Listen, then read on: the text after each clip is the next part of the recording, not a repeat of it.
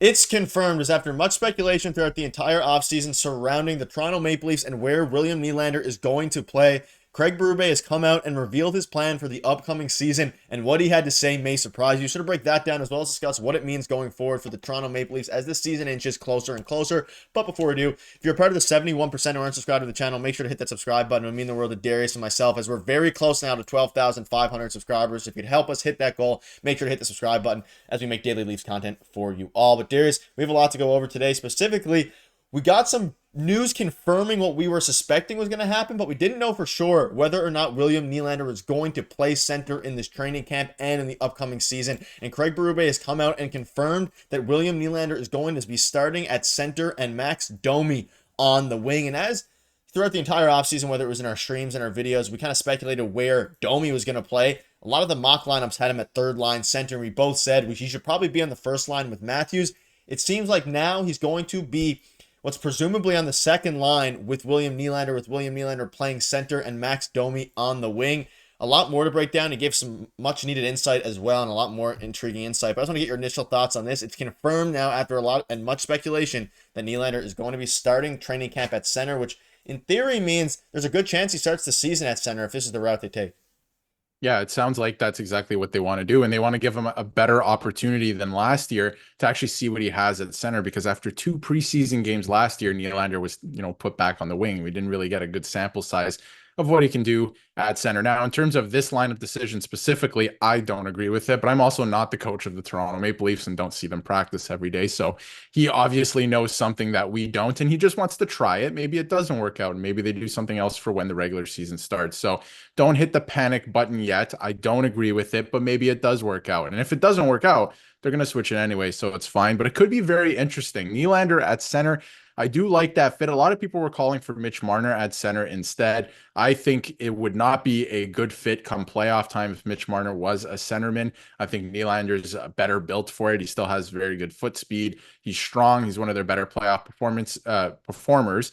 And if he is able to be more responsible on the defensive side of the puck, which I think he can be if he really, puts his mind to it and wants to do it, I think the sky's the limit for Nylander at center. So I think that's all well and good. And if it doesn't work out again, they'll switch it back. But this leaves a lot of question marks in other places. If Max Domi's not playing on the first line, do we get Matthews, Nyes, and Marner again? Right? I don't think that's something I want to see. I don't know, how people feel about that. Leave it in the comments if you have thoughts on that. But that's something I don't want to see again. So does that end up happening? Is Pacioretty playing on the third line now? Who's playing second line right wing? Could it be Marner and we see somebody else up with Matthews, right? A lot of question marks now. Obviously, Dewar's not in the lineup either to start training camp, so that's going to be interesting.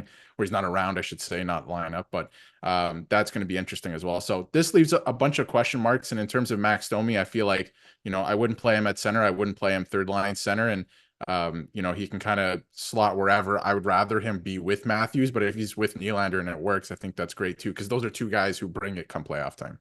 Yeah, I'm happy they're trying him at center. It opens up a lot of other things. Now, like you mentioned, there is a lot of questions that come with this. Now, whether you want to Nyes, Matthews, Marner, first line, let us know in the comments. I'm not as opposed to it as you are necessarily. And you have to keep in mind, it's under Craig Berube at this point, so this is a completely different structure than what we saw under Sheldon Keefe. So things that didn't work under Sheldon Keefe could very well work under Craig Berube, whether it's because they play harder, obviously a different style of hockey. They have they have different personnel now, even though a lot of the personnel is the same in the forward group. The defense is a lot of different personnel, and I think we have to take a lot of what we know and what we think and used to think of with Sheldon Keefe and kind of put it aside to see what Craig Berube is going to do with it. And maybe Nylander and Domi, I agree with you that it's not ideal. I wouldn't like to see him necessarily Domi and Nylander paired up anyway, but I also see a world where this works very, very well if everything comes together. And again, I'm a big fan of Nylander playing center just to spread out the lines, and it moves John Tavares down to third line center. Does they pair up John Tavares and Max Pacioretty on the third line, a bit more of a veteran wing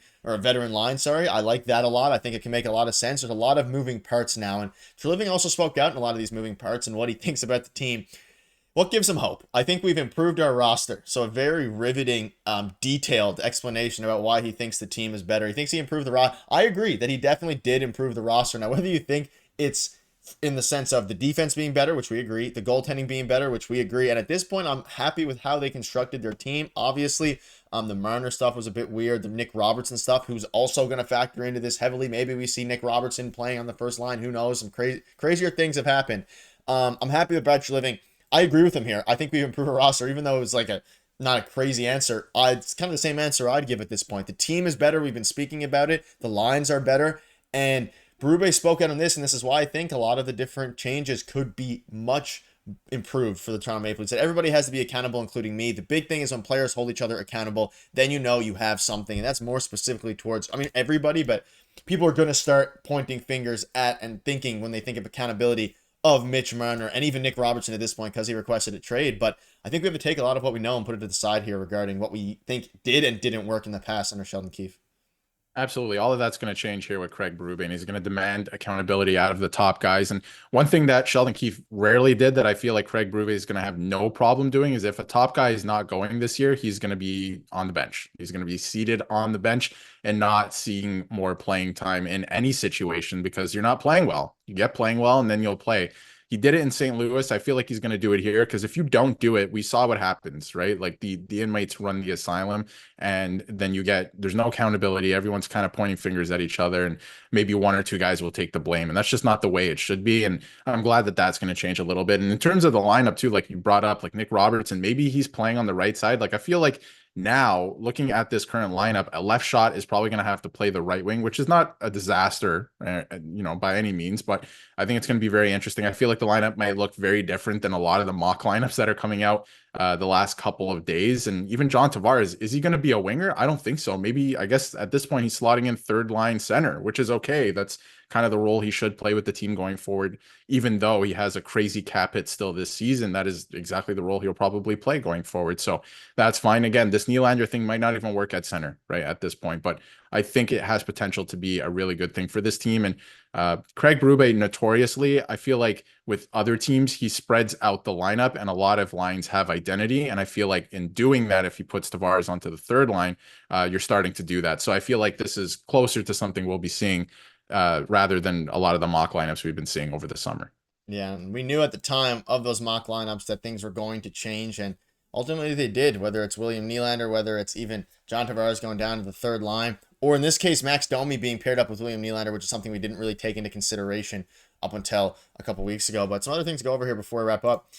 There's some interesting quotes from, like, again, we improved our roster from Brad Living, but the way that Craig Berube has been speaking is very interesting. So I said, like we mentioned the accountability thing earlier, I want to point out one more thing about this, and you mentioned it with Mitch Marner. I think this goes for everybody.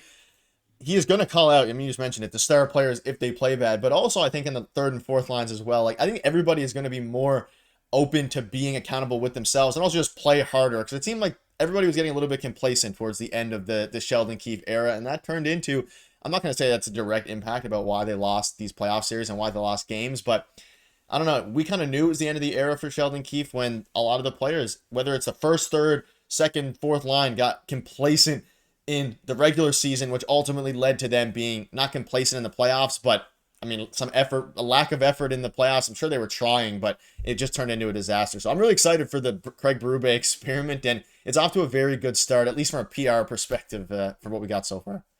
Yeah, and I don't think he's talking about just himself, taking accountability and each player individually doing that. But I feel like he's going to create a culture. And we see it with a lot of cup winning championship teams, even the Florida Panthers, players calling each other out when they're not playing well, right? I think he's going to foster more of a culture like that where, Austin Matthews is the captain now. If he doesn't like what he sees, he's going to say something. He has John Tavares backing him up there as the assistant captain now, kind of, I'm not saying controlling the room, but if someone's not performing well, you got to let them know too, right? So I feel like he's going to be pushing a little bit of that too, like with the leadership group. So it's going to be a fun season in that way. And we're just going to have to see how the lineup shakes out because it's going to be very different than what we know, right? Like we've known what Sheldon Keefe brought to the table for the last 6 years, and we kind of got to shift our mindsets away from that because what we're about to see is going to be very different. And that's exciting because we need change.